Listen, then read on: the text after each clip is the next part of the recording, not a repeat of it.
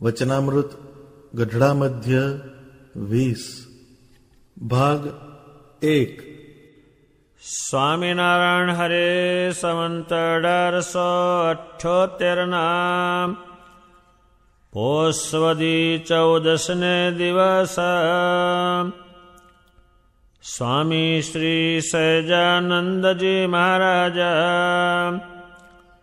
શ્રી ગઢડા મધ્યે દાદા ખાચરના દરબારમાં શ્રી વાસુદેવ નારાયણના મંદિરની આગળ વિરાજમાન હતા અને ધોળો ખેસ પહેર્યો હતો ને ધોળો ચોફાળ ઓઢીને તે ઉપર છીટની રજાઈ ઓઢી હતી ને મસ્તક ઉપર શ્વેત પાગ બાંધી હતી ને પોતાના મુખારવિંદની આગળ મુનિ તથા દેશ દેશના હરિભક્તની સભા ભરાને બેઠી હતી અને પરમહંસ તાલ મૃદંગ વજાડીને કીર્તન બોલતા હતા.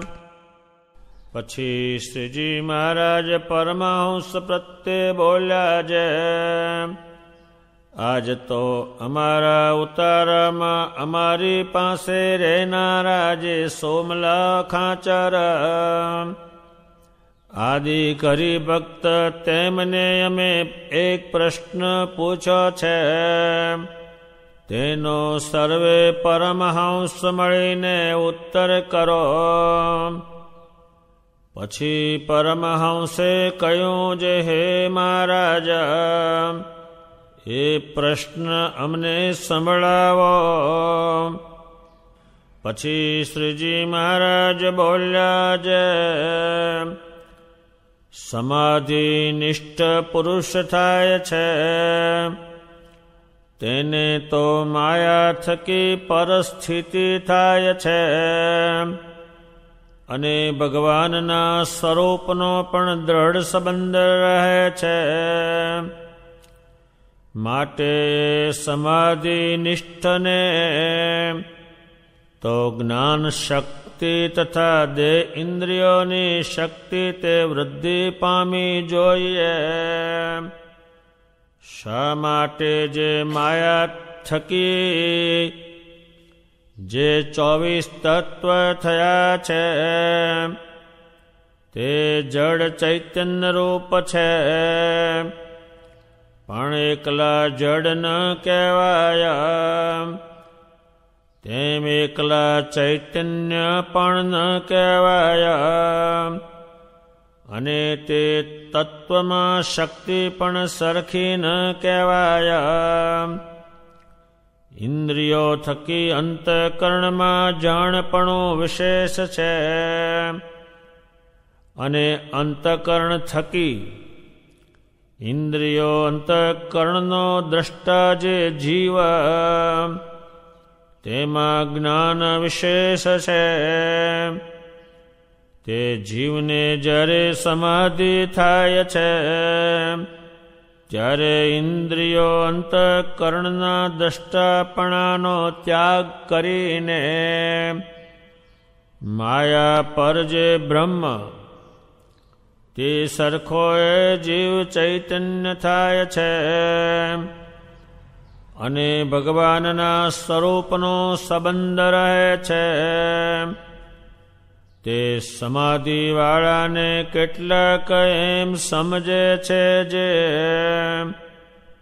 જેને સમાધિ થાય છે તેને તો મોરે સમજણ હતી તેટલી પણ રહેતી નથી. માટે એ સમાધિવાળાને જ્ઞાન તથા દે ઇન્દ્રિયોની શક્તિ વૃદ્ધિ પામે છે કે નથી પામતી એ પ્રશ્ન છે. પછી પરમહંસે જેવી જેની બુદ્ધિ પૂગી તેવો ઉત્તર કર્યો. પણ શ્રીજી મહારાજના એ પ્રશ્નનો ઉત્તર થયો નહીં. પછી શ્રીજી મહારાજ બોલ્યા છે, લ્યો અમે ઉત્તર કરીએ. એ પ્રશ્નનો તો એમ ઉત્તર છે જે સાક્ષી જે બ્રહ્મ તે તો માયામાંથી ઉત્પન્ન થયું એવું જે 24 તત્વાત્મક બ્રહ્માંડ તેને વિશે પ્રવેશ કરીને તેને ચૈતન્યમય કરે છે અને તેને સર્વક્રિયા કરવાની સામર્થ્ય આપે છે. અને તે બ્રહ્મનો એવો સ્વભાવ છે જે કાષ્ટ તથા પાષણ જેવું જડ હોય તેને વિશે પ્રવેશ કરે ત્યારે તે ચાલે હાલે એવું થઈ જાય છે. તે બ્રહ્મ સંગાતે સમાધિએ કરીને તુલ્ય ભાવને પામે ત્યારે એ જીવ પણ બ્રહ્મરૂપ કહેવાય છે અને તેને જ્ઞાનની વૃદ્ધિ થાય છે. સ્વામિનારાયણ ભગવાને પહેલી સભા સવારમાં સૂર્ય ઉગતાના સમયમાં કરી અને ભગવાને દશાંતરોમાં પોતાના સત્સંગી પ્રત્યે પોતે પત્ર લખીને મોકલાવ્યો. એ વિષયમાં ભગવાન સ્વામિનારાયણે પોતાના ઉતારામાં એટલે પોતાના નિવાસ સ્થાનમાં સોમલા ખાચર આદિક જે પાસે રહેનારા છે એમને એક પ્રશ્ન એમણે પૂછ્યો. ત્યારે ભગવાન સ્વામિનારાયણ પાસે જે રહેતા હોય તો શ્રેષ્ઠમાં શ્રેષ્ઠ માણસો રહેતા અને જગતમાં શ્રેષ્ઠ માણસ હોય એની સાથે સામાનમાં સામાન માણસ હોય. સોમલા ખાચર છે એની ઘણી કથા કહેવાય ગઈ છે. એ કેટલા બુદ્ધિશાળી છે ભગવાને એમને એક પ્રશ્ન પૂછેલો છે. એ બોટાદના રાજા હતા. શરીરના યોગથી એને આખા સંસારનો ચાલુ સંસારનો ત્યાગ કર્યો હતો અને શરીરની પાસે ને રહેવા. એક હાથમાં માળા હોય બીજી હાથમાં તરવાર હોય. કઈ જો કઈ સત્સંગ ઉપર શ્રી મહારાજ ઉપર કે સાધુ ઉપર કોઈ પ્રયાસ કરે તો એ મોખરે જ હોય. એ એની પાસે રહેતા. દુનિયામાં આ વસ્તુ ન બને. શ્રેષ્ઠ માણસ હોય એ કનિષ્ઠ માણસ જ રાખે. આ રીતે તો આ બ્રહ્માંડમાં કોઈ પણ નહીં. એ એમની પાસે એમના ઉતારામાં રહેનારા જે બધા પાર્ષદો બ્રહ્મચારી એ બધાને એક એમને પ્રશ્ન પૂછ્યો. એટલે બીજી સભા જે કહ્યું ને પછી સભા ભરી પાછી તે જ દિવસે. અને એ શિયાળો હોવાને કારણે એ ચોફાળ ઓઢેલો એ સૌરાષ્ટ્રમાં એ બહુ વપરાય. શ્રેષ્ઠમાં શ્રેષ્ઠ પણ બનાવે. એ શ્રી મહારાજે ઓઢ્યો તો એના ઉપર રજાએ ઓઢી અને મુનિઓ વાજિંત્રો લઈને ગાન કરતા હતા. એ કીર્તન એવા ગાય કે શ્રીમાની મૂર્તિ ઉપરથી જ ગાય અને સભાને આખી સ્થિર કરી દે. ભગવાન સ્વામિનારાયણે સભામાં કહ્યું કે અમે અમારા ઉતારામાં રહેનારા સોમલા ખાચર આદિ ને પ્રશ્ન પૂછ્યો છે, એનો ઉત્તર કરો. ત્યારે પરમહંસ કહ્યું, હે ભગવાન, એ તમે જે પ્રશ્ન પૂછ્યો છે એ અમને સંભળાવો. ભગવાને પ્રશ્ન સંભળાવશે પણ એમાં સૂજ નહીં પડે કોઈને.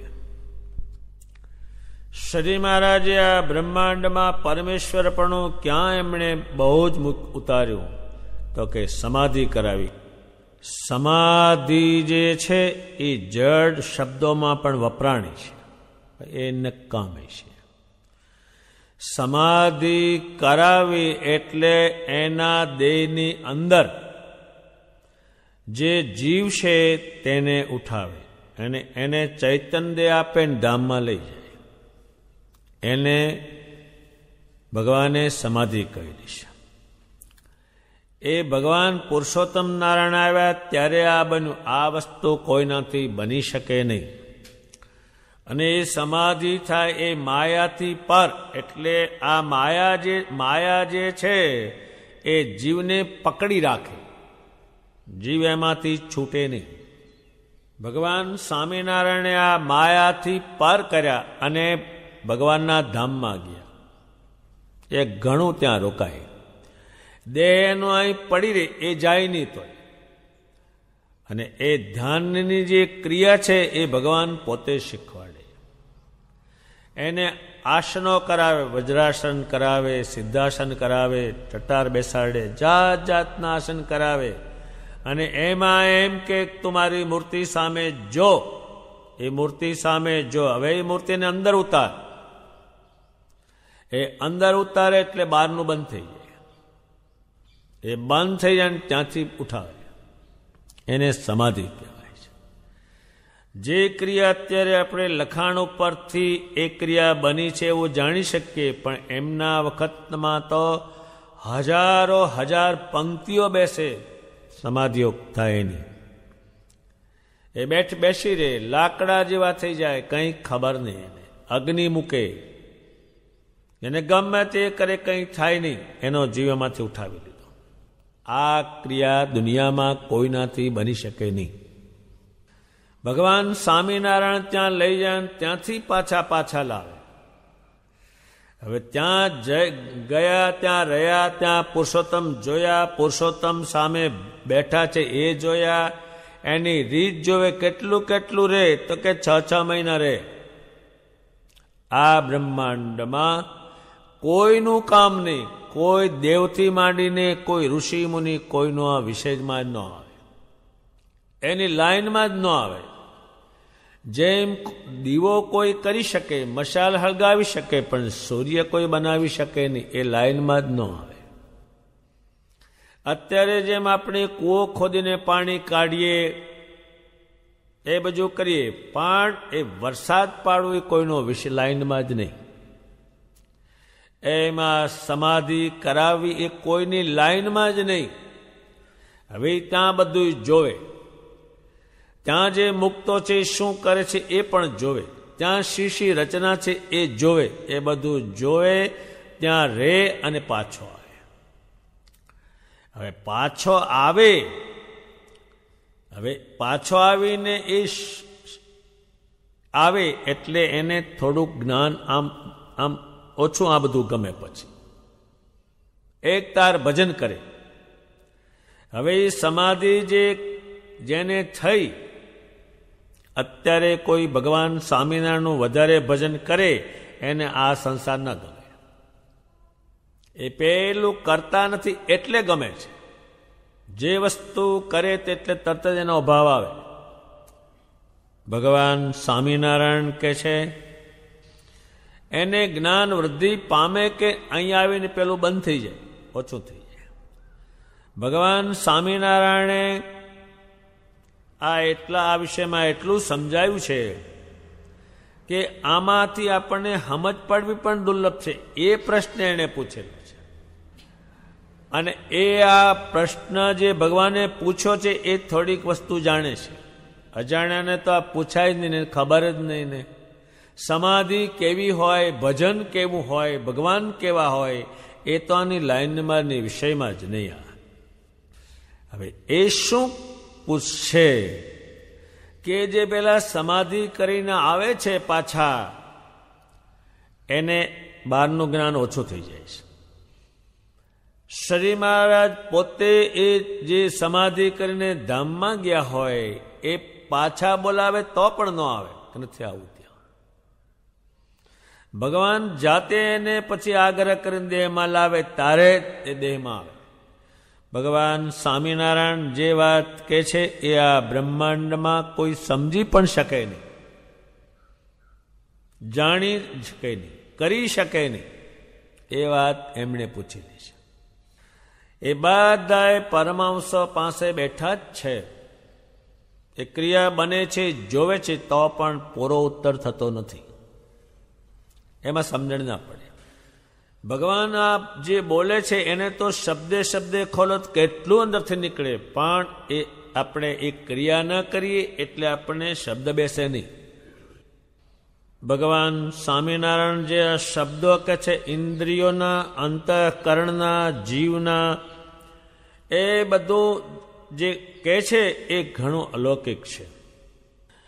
ભગવાન સ્વામિનારાયણ કહે છે આ હું તમને પ્રશ્ન પૂછું છું કે છે સમાધિવાળાને જ્ઞાન શક્તિ ઓછી થાય છે કે વૃદ્ધિ પામે છે? એ પ્રશ્નનો ઉત્તર કરો.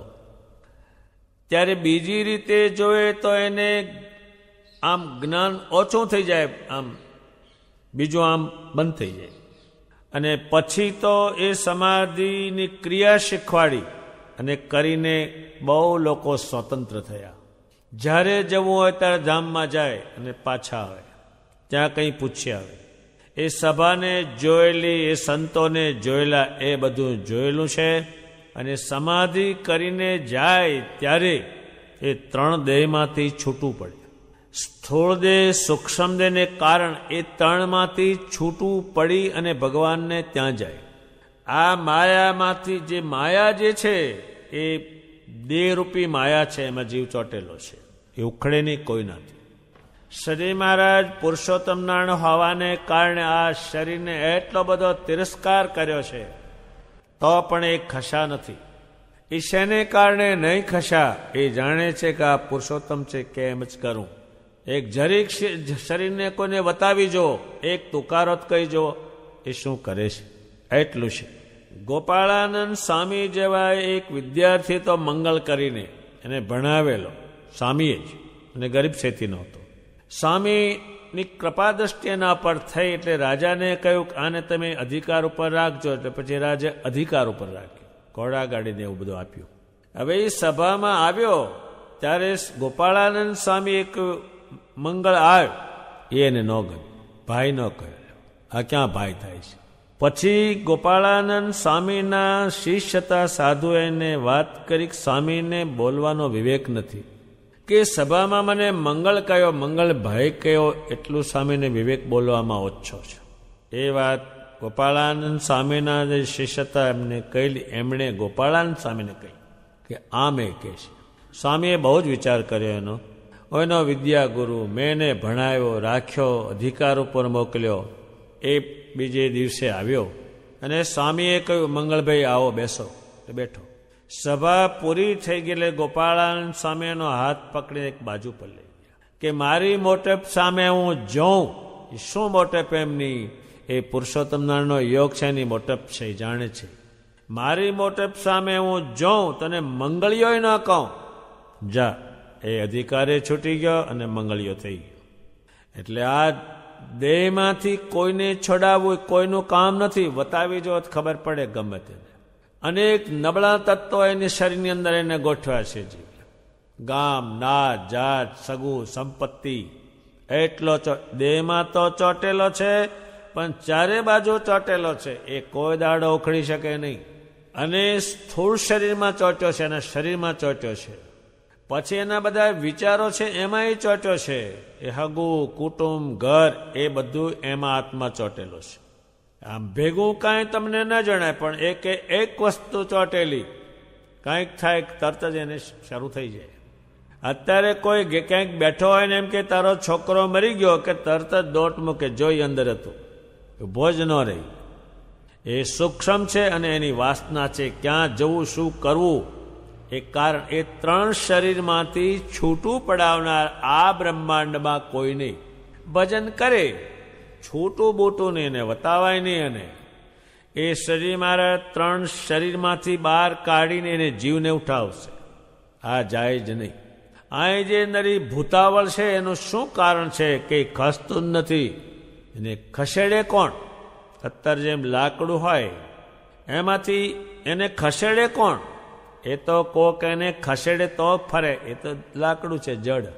એમાં જડને ફેરવનાર કોઈ છે નહીં આ બ્રહ્માંડમાં. ભગવાન સ્વામિનારાયણ કે છે હવે આ માયામાં બીજું કંઈ છે નહીં. આ મારું મારું કરીને મૂકવાની, મારું મારું કરીને મૂકવાની, એમાં કંઈ મારું કહીને જોડે આવી એવી આ બ્રહ્માંડની કોઈ ચીજ નહીં. ભગવાન સ્વામિનારાયણ માયામાંથી મુકાવી, 3 દેહમાંથી મુકાવીને ધામમાં લઈ જાય, એને ભગવાનનો સંબંધ થાય. સ્વામિનારાયણ કેવા છે એ ત્યાં જોવે, મુક્તો કેવા છે જોવે, એની રચના કેવી છે જુએ. ભગવાન સ્વામિનારાયણ કે છે હવે એને જે જોયું તે નહીં જોઈ શકે કોઈ, એ એને જોયું. ભગવાન સ્વામિનારાયણ કે છે એ સમાધિ નિષ્ઠવાળાને જ્ઞાન શક્તિ તથા દેહ ઇન્દ્રિયોની શક્તિ તે વૃદ્ધિ પામવી જોઈએ. હવે જ્ઞાન શક્તિ એટલે બધું એને ત્યાં જાણ્યું. એમ ભગવાન સ્વામિનારાયણે પોતાની મૂર્તિનું દર્શન કરાવ્યું, એ સામર્થ્યનું દર્શન કરાવ્યું. ત્યાં બધાએ મુક્તો જોયા. જ્ઞાન શક્તિ તથા દેહ ઇન્દ્રિયોની શક્તિ, આ દેહની શક્તિ. હવે દેહમાં શક્તિ જે બધાને આવી એ ભગવાન પુરુષોત્તમના યોગથી આવી. દેહમાં શક્તિ આવી. હવે દેહમાં શું શક્તિ આવીને કામ કર્યું? એ ગોપાળાનંદ સ્વામી હજારો પરમહંસના દેહમાં શક્તિ, આમ એને દેખવા જોઈ પગે લાગે રાજા મહારાજા. આને તાને કોઈ ન અડે. આને દેહમાં શક્તિ ઉતરી, એ શેને કારણે ઉતરી? પુરુષોત્તમ નારાયણના યોગથી ઉતરી. એ કોઈની સામે આમ દ્રષ્ટિ મૂકે તો એ ભગત થાય, અને એ કોઈ કે નહીં થવાનો તો એ ન થાય. ભગવાન સ્વામિનારાયણે કહ્યું હે પરમહંસો, તમે જ્યારે વિચરણ કરો ત્યારે જીવને જાળવજો. એ શું જાળવવાનું? એ જે કે એ જ થાય. તમારો અપમાન કરે, તમારો અનાદર કરે, તમે જોતાને તમે જે સંકલ્પ કરશો તેનું ઉભો રહે. એ કેમ કે આ બુદ્ધિ વગરનો છે તો બુદ્ધિ વગરનો થઈ જાય. એ જેવો સંકલ્પ, એના શરીરમાં શક્તિ ઉતરી.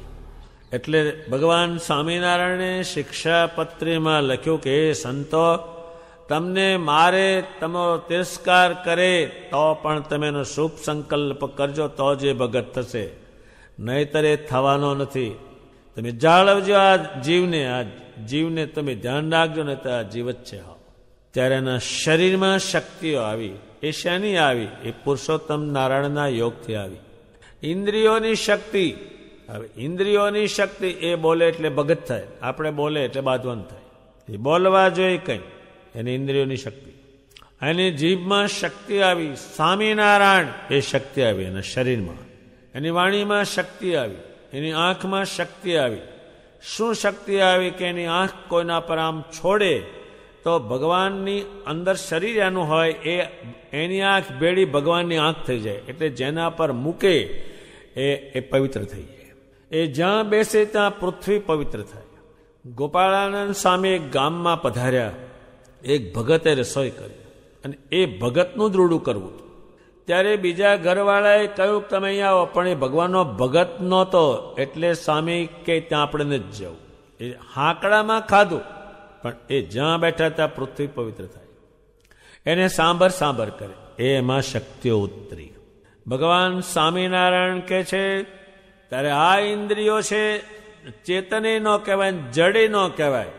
હવે આ જો ઇન્દ્રિયો ન હોય તો આ જીવ કરી શું શકે આ શરીરમાં? જો ઇન્દ્રિયો જોઈન્ટ ન કરે બધી જ, તો આ જીવ કંઈ પણ કરી શકે નહીં. એક ભગવાને ગોઠવણી કરી છે, એમાંથી એક ઇન્દ્રિય વછૂટી જાય તો એનું જીવન અમંગળ બને છે. જો આંખ જતી રહે તો જોવાનું શું ચાલે? મંદિર બતાવો, સાધુ બતાવો, ભગવાન બતાવો, તો પણ એ કંઈ જોઈ શકતા નથી. એટલે ઇન્દ્રિયો છે આમ જડ ન કહેવાય, ચેતને ન કહેવાય. એને એ આત્મા હોય તો ચેતન, પાછું બંધ.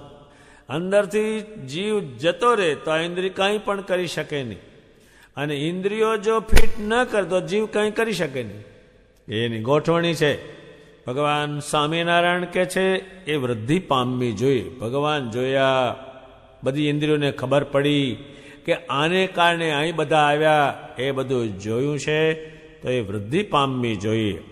પાછો એને સમજણ પાડે છે અને જે આ શરીરમાં તત્વો ફિટ કર્યા છે એ સરખા નથી, એ ફેરફારવાળા છે. ભગવાન સ્વામિનારાયણ કહે છે ઇન્દ્રિયો છે એનાથી વધારે જાણકાર અંતકણ અંદર છે. ખબર બધી ત્યાં પડી. આ ઇન્દ્રિયો ક્યાં જોઈન્ટ કરવી ને ક્યાં ન કરવી એ જાણપણું અંતકરણમાં છે. જાણપણું ત્યાં રહેશે. એટલે ઇન્દ્રિયોને ત્યાં ફિટ કરે. પછી જો અંતકરણ જાણે કે આ પુરુષોત્તમ નારાયણ છે તો આંખને કે એના રૂપમાં તો આંખ જોઈન્ટ કરે, એટલે અંતકરણમાંથી એ આંખ જોઈન્ટ કરે પુરુષોત્તમ. વળી અંતકરણ કહેશે કે આ ભગવાન જે બોલે એ તું ગ્રહણ કર, એટલે ગ્રહણ કરે. પણ એ ગોઠવણી બધી અંદરથી પાછી કે ધૂન થાય છે તાળી પાડ, ભગવાને બતાવેલી છે તો તાળી પાડે, પણ મૂળ અંદરથી એ ચાલે પાછું. એમાં શક્તિ ત્યાં વધારે. જો અંદર કંઈ ખબર ન હોય તો ઇન્દ્રિયો કંઈ પણ કરી શકે નહીં, એમાં એ જાણપણું નહીં. ત્યારે ભગવાન સ્વામિનારાયણ કહે છે અને અંતઃકરણ થકી ઇન્દ્રિયો અંતઃકરણનો પાછો એનો દ્રષ્ટા એ જો જીવ ના હોય તો આમાં કંઈ થાય નહીં, કંઈ જાણી શકે નહીં. ભગવાન સ્વામિનારાયણ કહે છે કે આ જે સમાધિ થાય ત્યારે ઇન્દ્રિયો પડી રહે, અંતકરણ અહીંના અહીંને. એ આત્મા જે બધું શરીરની અંતકરણની અંદર જુએ છે ઇન્દ્રિયો મારફતે એ પણ બધું બંધ થઈ જાય અને ચૈતન થાય.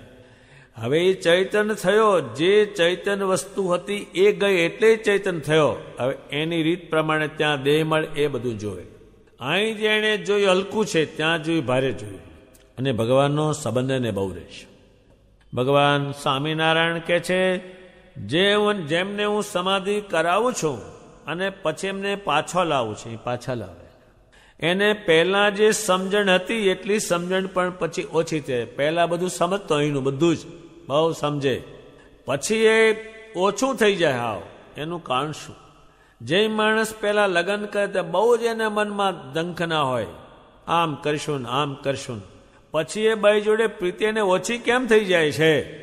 સ્વામિનારાયણ ભગવાન કહે છે મોરે સમજણ હતી એટલી પછી રહેતી નથી. શું થઈ ગયું?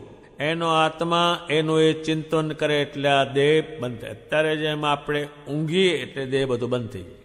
એને કંઈ ખબર નથી કેટલો હાલતો હોય ને ચાલતો હોય ને બોલતો હોય ને મૂછોને વલ ચડાવતો હોય ને ત્રાહો હાલતો હોય ને મને તુકારો કહેનાર કોણ છે, મારું અપમાન કરનાર કોણ છે, આ બધું આટલું બધું હોય. પણ રાત્રે ઊંઘ આવે એટલે બધું ભૂલી જાય. એની મૂછોને ઉંદરડા કાપે તોય ભલે, તુકારો કહેતો હોય ભલે, હલકું કહેતો હોય ભલે, ગમે તે કે એને કંઈ ખબર નથી, પણ જાગે ત્યારે શરૂ થઈ જાય. એમ ભગવાન સ્વામિનારાયણ કહે છે મોરે સમજણ હતી એટલી રહેતી નથી. શું રહેતી નથી? એને પછી એને બીજો ખ્યાલ જ નહીં, પેલો એકનો એક ખ્યાલ પેલો, અને એ જ આમાં વૃત્તિ લાગી રહી. હજારો માણસોએ આ માથાકૂટ કરેલી છે બધા જોડે, અને સ્વામિનારાયણ પાસે જવાનો હતા એ માથે કે આવું આ જડ થઈ જાય છે, પછી કંઈ કામનું રહેતું નથી. ત્યારે ભગવાન સ્વામિનારાયણ કહે છે માટે સમાધિવાળા જે છે એને જ્ઞાન દેહ ઇન્દ્રિયોની શક્તિ વૃદ્ધિ પામે છે કે નથી પામતી. હવે પામવું જોઈએ વૃદ્ધિ, ત્યારે પેલું આમ બંધ થયું. એનું શું કારણ છે એ પ્રશ્ન થયો. હવે આટલો જે આ પ્રશ્ન છે એ એક શબ્દોમાં શક્તિ રહેલી છે એટલા શબ્દ મેં વાપર્યા છે. પણ આ વસ્તુની ક્રિયાનું પ્રમાણ ઘટી ગયું એટલે આ સમજાવતા ન આવડે. ક્રિયા જાય એટલે સમજાવી ન શકે. ક્રિયા ગઈ, આ ક્રિયા કરતા હોય એને જ આ શબ્દ બેસે, બીજાને આ બેસે જ નહીં. ત્યારે ભગવાન સ્વામિનારાયણે પરમહંસોને એક આ પ્રશ્ન પૂછ્યો. હવે આ વસ્તુ થવાની છે, આ વસ્તુ ચાલુ જ રહેવાની છે. અત્યારે તમે જો થોડું વધારે ભજન કરો તો તમને અહીં નહીં ગમે, આ નહીં ગમે. ગમે છે કેમ? હગા કુટુંબ વ્યવહાર માણહાય ગમે છે કેમ? કે ભજન નથી કરતા તેને કારણે. આગળ ક્યાંય ગયા જ નથી એટલે પછી. એમ ભગવાન સ્વામિનારાયણ આ ક્રિયા એમને કરાવેલી છે અને ચાલુ જ છે. એ વસ્તુ બંધ નહીં રહેવાની. અહીંથી જે ધામમાં જાય છે એ દેહ છતાંય કરતા હોય છે. ભગવાનનું ધ્યાન કરે, ભજન કરે, સ્મરણ કરે, અને એમને સમાધિની લાઈન આપી છે એ ઠેઠ અક્ષરધામમાં પણ જાય. એમણે આ બધી સમજ પૂરી આપી છે અને આ બ્રહ્માંડ રહેશે ત્યાં સુધી આ ક્રિયા ચાલુ રહેશે. ત્યારે ભગવાન સ્વામિનારાયણ કહે છે, એનો તમે ઉત્તર કરો. પરમહંસોની જેટલી બુદ્ધિ કામ કરતી હતી, જેટલું સમજતા એટલું કીધું, પણ શ્રીમાને જે કહેવાનું છે એટલે જ આ પ્રશ્ન કરે છે ને એ પછી કહેશે. તો એમને પરમહંસોએ ઉત્તર કર્યો, પણ ભગવાને કહ્યું કે બરાબર નથી, એ ઉત્તર ન થયો. એ સંતો આ કે તો ભગવાન કે આ તો આ રહ્યું ને. હવે ભગવાન સ્વામિનારાયણે જે પ્રશ્ન પૂછ્યો હતો એનો આ શબ્દો છે એ જ કોઈને સમજણ ના પડે ને, ક્રિયાની તો વાત જ ક્યાં છે. હવે આ પૃથ્વી ઉપર જે માણસો મૂર્તિઓ રાખતા હતા એની સાથે મૂર્તિઓ નહોતી બોલતી. એ કેમ નહોતી બોલતી? તો કે એને ચિંતનમાં આવેલું છે. ઘરમાં મૂર્તિ રાખતા હતા, પૂજતા હતા, લાલજી રાખતા હતા, પણ એની સાથે કાંઈ પણ નહીં. પણ આપણા પરમહંસો જ્યાં જાય અને એમ બોલે કે નારાયણ હરે સચિદાન પ્રભુ, જો આ દેખે તરત જ મૂર્તિ પેલા પૂજકની સામે હોય એ આમ ફરીને પેલા સંતો સામે થઈ જાય. એ કેમ થઈ? તો કે એ તો બ્રહ્મ આવ્યા બધા. બહુ ઠેકાણે બન્યું. એ કેમ બન્યું? તો કે બ્રહ્મ સ્વરૂપો આવ્યા. એની નજર ક્યાં હતી? પુરુષોત્તમમાં, એટલે બનતું. ગોપાળાનંદ સ્વામીએ જ્યાં જ્યાં મૂર્તિ મૂકે તો એ મૂર્તિ ત્યાં જમતી. એ કેમ જમતી? તો કે તો બ્રહ્મ સ્વરૂપો આવ્યા. અહીં જમે નહીં તો કે કર્મ સ્વરૂપો આવ્યા, જેને જીવ આખા આ દેહમાં, વ્યવહારમાં, લોકમાં. ગોપાળાનંદ સ્વામી વડોદરામાં જ્યાં મૂર્તિ મૂકે અને થાળ મૂકે એમાંથી બધું ઓછું થાય. એ કેમ બીજાથી થાય નહીં? તો કે એ તો કર્મરૂપો છે એટલે ન થાય. એ બ્રહ્મ સ્વરૂપો આવ્યા. એની નજર જ એમાં. એ તો આમ બેઠા હોય ને સ્વામિનારાયણ સામે આવીને ઉભા રહે મૂર્તિમાન. એ બ્રહ્મ સ્વરૂપો હતા. બ્રહ્મ સ્વરૂપોનો અર્થ એ થાય બધેથી જીવ કાઢી અને પરમેશ્વરમાં જોઈન્ટ કરો તે છે. એ બંધ બેસે નહીં. જ્યાં જ્યાં સજી મહારાજે, એ તો પરમેશ્વર હતા પણ જળને ચેતન કર્યું. શરીર આ મૂર્તિઓ છે બધા જ દુનિયામાં જાણે છે, પથ્થરમાંથી ઘડેલી છે, એ બધા જાણે છે. પણ એ મૂર્તિમાં ભગવાન શું કે આમાં હું રહ્યો છું, તો હવે જળમાં સી રીતે રે? એ એમની શક્તિ છે, ગમે તેમાં ઉતારી દે. હવે દાંતણમાં શું છે? એનું બોલેલું પાણીમાં એ દાંતણ બોલો અને એ પીવો, તમારા અંતકરણને શુદ્ધ કરે. એમાં શું છે? તેમાં એ શક્તિ ઉતારી છે. અને જળને જે ચેતન કર્યું, અત્યારે શ્રી મહારાજ જે લાકડાને અડ્યા હોય, લાકડું રાખી મુકાય કેમ? એ લાકડાને તમે પગે લાગો તો એ પુરુષોત્તમ નારાયણ જોઈ શકે છે, એટલે લાકડાને રખાણ. શ્રી મહારાજ જે ગાડામાં બેઠા, રથોમાં બેઠા, એ હાંચવી કેમ રાખ્યું? તો કે એને પુરુષોત્તમ નારાયણનો સ્પર્શ થયો. જો તમે બ્રહ્મ સ્વરૂપની બુદ્ધિ હોય, પેલો કર્મ સ્વરૂપ હોય એટલે એને ખબર જ નહીં. બ્રહ્મ સ્વરૂપ હોય એને ગાડાને દંડવત કરે તો ભગવાન ત્યાં પ્રગટ થઈ જાય. અત્યારે ક્યાંક ક્યાંક ભૂત પ્રેતો ગાંઠે નહીં એવા બહુ જ મલિન હોય, તો શ્રી મહારાજે ગાડા પર બેઠેલા હોય, કંઈ પાટલા ઉપર બેઠેલા હોય, એની તળે લઈ જાય, ત્યાં રાડ પાડી દે. એ બળો છે એમ કે ત્યાં એ ક્રિયા અત્યારે ચાલુ જ છે. અત્યારે સારંગપુરમાં એવા આવે અને ગાંઠે નહીં તો ભગવાન બેઠેલો ગાડું છે એની તળે બેસાડો. ત્યાં શું થયું? એ ભૂતને તો ભાન નથી, પણ પહેલા જે પૂજારી છે એને ક્યાંથી જ્ઞાન આવ્યું કે ભગવાન થકી આવે? એક આને ગાડા તળે બેસાડો. એ તળે બેસાડે ત્યાં રાડ પાડવા માંડે. એ શું ત્યાં આવ્યું? તો કે ત્યાં પરબ્રહ્મ આવ્યા. એ જળ જે છે એમાં ચેતન મૂક્યું છે. એ કોઈ મૂકી શકે નહીં. એ કોઈનું કામ જ નહીં. ગમે તેવા રથ જો, લાકડા જો, કાંઈ પણ થાય નહીં. એ જળમાં એમને પોતાની શક્તિ મૂકે. આ જળમાં જાણે છે કે આમાં જીવ જ નથી, કશી વસ્તુ નથી, હાલતું ચાલતું નથી, એમાં શું શક્તિ ઉતરે? એમ અન્ય માણસોએ કહ્યું છે, પણ જે બ્રહ્મ સ્વરૂપો છે એને પૂરી ખબર છે. અત્યારે શરીરમાંની ચાંખડી હોય ને તમે દંડવત કરો અને ભગવાન અહીંયા પ્રગટ થાવ, તમે આના પર ચાલે, એ ત્યાં પ્રગટ થાય, પણ જોઈએ બ્રહ્મ સ્વરૂપ. શરીરમાંની કોઈ ચીજ આ પૃથ્વી ઉપરથી ગઈ નહીં, કોઈ આગી. એ કેમ ન ગઈ? તો કે એ જાણે છે કે આ જળને પણ ચેતન કરી શકનાર એ આને અડેલા છે. શ્રી મહારાજે નાની નાની વસ્તુ કંઈક શેરડી ખાધેલી હોય, એના કૂચા ના કાઢ્યા હોય, એ રાખી મૂકેલા છે. એની કોઈ વસ્તુ રખાણી કેમ? તો કે એ તો પરબ્રહ્મ છે, એને અડો એટલે એની અસર થાય. આ મૂર્તિઓ ભગવાને એમની જે મૂર્તિ હતી એમણે પોતે મૂર્તિ પધરાવી, માંસ ગમે તે કલ્પે. જે માણસોએ આ મૂર્તિની પાસે કંઈ પણ છળ કપટ કર્યું, દગા કર્યા, એ દુઃખી થઈ ગયા, પાસે રહેનાર હતા. પણ જે મૂર્તિની જેણે પૂજા કરી, દર્શન કર્યા, વસ્ત્ર પહેરાવ્યા, એ બધું ભગવાને જોયું અને એમણે જડમાં કહ્યું કે આમાં હું રહ્યો છું, ને તે આ દુનિયાને માનતી નથી. જીવબાના બાપ આને ન માને ને, રાજા હતા, ભાગવત સાંભળ્યું, પણ આ ન માને. આ મૂકી દો. આમાં શું છે બતાવો? જો એ બ્રહ્મ સ્વરૂપ હતા તો દૂધ પીધું, કર્મરૂપ હોત તો નહીં પીત અને નહીં એ કે.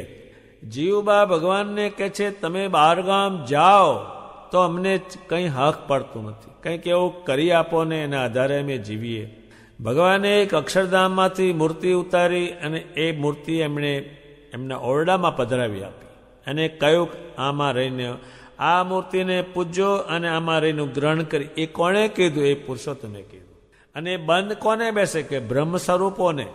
તે તો જાણે કે જડ છે, જે હલતી ચલતી નથી, જે બોલતી નથી, જે સૂતી નથી, જે ઊભી રહે છે, એમાં માણસને કર્મવાદીને જળ બેસે જ નહીં. એમાં જડમાં બેસે ને નોટમાં બે એને માને, આ ન બેસે, કારણ કે એનું જડ આવે અને એ જડ છે, ચેતન નહીં. ત્યારે જીવબા અને લાડુબા જે નૈવેદ્ય ધરાવે અને ભગવાન એમાંથી વાણી ઉચ્ચારે કે આ રસોઈ સરસ થઈ, આ સારું લાગ્યું. એક કાયમ કે ત્યારે લાડુબાએ કહ્યું છે એ ભગવાન તમે મૂર્તિ દ્વારા જમો છો એમને સંતોષ થયો, પણ એ બધા બ્રહ્મ સ્વરૂપો છે. બ્રહ્મ સ્વરૂપો શું? બાધ્યથી ભાવ ઉઠાવી અને આત્મા એનો ભગવાન સ્વામિનારાયણમાં જોઈન્ટ કરે એટલે એ મેળ બેસે છે. અત્યારે મૂર્તિઓ કોઈનું આ થયું છે, બીજાને થતું કેમ નથી? તો કે તો કર્મરૂપ ચડતા, એનો જીવ જ એમાં નહીં. અને જો મૂર્તિ જમે તો આ પોતે જ ગાંડું થાય અને એને પૂજાવાની કોશિશ કરે. આ પૂજે છે ભગવાન સ્વામિનારાયણને, એટલો એમાં ફેર છે. ત્યારે ભગવાન સ્વામિનારાયણની જે મૂર્તિઓ છે એ હાવ જાણે છે, એ પાષાણની મૂર્તિઓ છે, એમાં એમણે કહ્યું છે કે હું આમાં રહ્યો છું. અત્યારે આ તમે વડતાલ ભગવાનને મૂર્તિઓ પધરાવી, આખા સત્સંગમાં જ્યાં જ્યાં પધરાવી, એનું કંઈ પણ તમે અપમાન કરો તો હાજે કંઈનું કંઈ થઈને પૂરે. તમે એટલું કે ક્યાં જવું તમારે, કે વડતાલ જવું, ત્યાં શું ડાટ્યું છે, ગમે ત્યાં હાજે કંઈક થઈ જાય, કાલ નહીં. એક મૂર્તિ પાસે માળા તમે ફેરવતાનું કહો કે શું અહીં બેહી રહ્યો લાકડા ખેંચે, એ ગમે તે લાકડા ભેળો પણ થઈ જાય. ભગવાન સ્વામિનારાયણે જે વાત કહી છે એને હજુ પૂરી સમજાવવાની પછી કહેશે. હવે જે સમાધિ કરીને પાછો આવે છે એને જ્ઞાન શક્તિ વૃદ્ધિ પામે, જ્ઞાન શક્તિ, દેહ શક્તિ, ઇન્દ્રિય શક્તિ વૃદ્ધિ પામે છે કે નથી પામતી? પ્રશ્ન કરશે ભગવાન સ્વામિનારાયણ. પછી એનો ઉત્તર કરશે અને ઉત્તરમાં એક પોતે કહે છે અને એમને આમ જ્ઞાનની વૃદ્ધિ પામે. પછી સ્વામિનારાયણને ધામમાં જોયા પછી આ કોઈ ચીજ એ માનતા નહોતા, કાંઈ કોઈ પાસે જવાનું નહીં, કશું સાંભળવાનું નહીં, બધા એનું પરિણામ એને જોયું છે, જ્ઞાન વૃદ્ધિ પામે છે. એનું મન ક્યાંય ચોટે નહીં, કોઈ આકારમાં, કોઈ વસ્તુમાં, કોઈ માણામાં, એ બધું માણાએ જોઈ આવ્યા છે, મુક્તો જોઈ આવ્યા છે. ભગવાન સ્વામિનારાયણે જે કહ્યું છે, જે આ જ્ઞાન કર્યું તે બ્રહ્મ સ્વરૂપે કર્યું અને વિભ્રમ સ્વરૂપોએ અજ્ઞાન ફેલાયું. જેટલું જેટલું આ પૃથ્વી પર કંઈ જ્ઞાન, ગોપાળાનંદ સ્વામીને જે જ્ઞાન એ ભગવાનના યોગથી જ્ઞાન થયું. નિષ્કુળાનંદ સ્વામી જે હજારો પ્રકારનું જ્ઞાન પામ્યા પણ ભગવાનના યોગથી. એનું લખેલું વાંચવાની બુદ્ધિ પણ પ્રાપ્ત ન થાય કર્મરત હોય તો. જેટલું જેટલું જ્ઞાન થયું એ ભગવાન સ્વામિનારાયણ થકી થયું. કેટલું જ્ઞાન? એ જ્ઞાનને માપી શકાય નહીં એટલું એને દરેક પ્રકારનું જ્ઞાન કર્યું છે. ભગવાન સ્વામિનારાયણ કે છે એ જોઈને આવતા બધા, એટલે બીજી પછી એને સમજાવવાના બહુ નહોતા રહેતા. અત્યારે કોઈ માણસ અડબંગો હોય, પછી એ પોલીસ ખાતાનો માર ખાય, જેલમાં પુરાય, પછી એને પૂરી ખબર હોય કે ભાઈ આ ધંધો કરવા જેવો નથી. એમ આ જઈને આવ્યા છે અને જોયું છે એટલે કોઈની અપેક્ષા નહીં. એને હેરાન કરે, નાત બાર મૂકે, દુઃખી કરે, એને જમીનમાં ભાગ ના આપે તોય પણ એને ગાંઠ્યા નહીં કોઈને. નાત આવે મોટી મોટી, મોટા મોટા પાઘડા બાંધીને, તારા તું ભગત સાચો હો, તારા ભગવાન સાચા હોય તો આ લોખંડનો ગોળો ઉપાડ. એ ભગતે ઉપાડેલા છે, બીજાનું કામ નહીં, એ બ્રહ્મરૂપોનું જ કામ. અત્યારે ગમે તે ભગતે તમે કહ્યું ગોળો પાડ, કોઈનું કામ જ નહીં ને, એ ઉપાડે જ નહીં ને, એ તો કર્મરૂપ છે. એને ભગવાન જોયા છે જ ક્યાં? ભગવાન સ્વામિનારાયણે જળમાં ચેતન મૂક્યું અને બ્રહ્મ સ્વરૂપો આવ્યા, એ જ્યાં જ્યાં બોલ્યા ત્યાં ભગવાન આવ્યા, પણ એની પાસે બીજું કાંઈ નથી. એ સ્વામિનારાયણ એમ કંઈક તરત જ આકાર આવીને ઉભો રહે, બીજા એની વૃત્તિ જ નથી. અને જે કર્મરૂપ છે, માયારૂપ છે, એ ભજન કરે ત્યારે પણ એને સામે માયા જ ભટકાય, ત્યારે વધારે ભટકાય. ભજન શરૂ કરે ત્યારે એ ભજન કરવાને યોગ્ય નથી ને એને કર્યું તો એને સામે આવીને ભટકામણ, એને બંધ કરે છૂટક્યો. આ ભજન કોઈના ઘરમાં બરાબર ચાલતું નથી, એનું કારણ શું? એ કર્મરૂપ છે બધા, એટલે ભજન ન ચાલે. નહીતર નંદ સંતોએ જે બ્રહ્મ સ્વરૂપો હતા એને સલાહ આપી કે હાલતા ચાલતા ખાતા પીતા તમે મૂર્તિનો સંબંધ રાખજો, મૂર્તિનો ન રહે તો સ્વામિનારાયણ સ્વામિનારાયણ કરજો તો મૂર્તિ તમને હાથમાં. એ રહેતું કેમ નથી? તો કે તો કર્મરૂપ છે એટલે ન રહે. એ ભગવાન સ્વામિનારાયણે તો જે સમજાયું છે એ સમજણ તો પાસે બેઠેલા સમાધિવાળા છે, પરમહંસો બેઠા છે, એ સમજી શકે. આપણે તો આ શબ્દો ન સમજી શકીએ એટલું એ શબ્દોમાં એમને ઉલ્લેખ કર્યો છે. અને ભગવાન એ વિષયમાં કહે છે જ્ઞાનવૃદ્ધિમાં પામે છે. હવે જ્ઞાનવૃદ્ધિને પામે છે. હવે બીજી એક વસ્તુ રહી એ પછી કહે છે. હવે ઇન્દ્રિયો, દેહ અને જીવ એની શક્તિ વૃદ્ધિ પામતી નથી, એના કારણો કહેશે. એમાં બીજી વસ્તુ, અત્યારે જેમ આપણે સોનું પહેરીએ, સારા કપડાં પહેરીએ, સારા જોડા પહેરીએ, સારું માથે બાંધીએ તો થોડુંક સારું લાગે, પણ પેલું અનાજ નથી એટલે શરીરમાં શક્તિ આવવાની નથી. એમ ભગવાન સ્વામિનારાયણ જ્ઞાનની વાત કરીને હવે કેમ એમાં શક્તિ આવે એ વાત પોતે સમજાવશે. અને એ શક્તિ આવશે, અમુક આવશે ને અમુક આમાં નથી આવી, એનું દ્રષ્ટાંત પણ રાજાઓનું આપશે.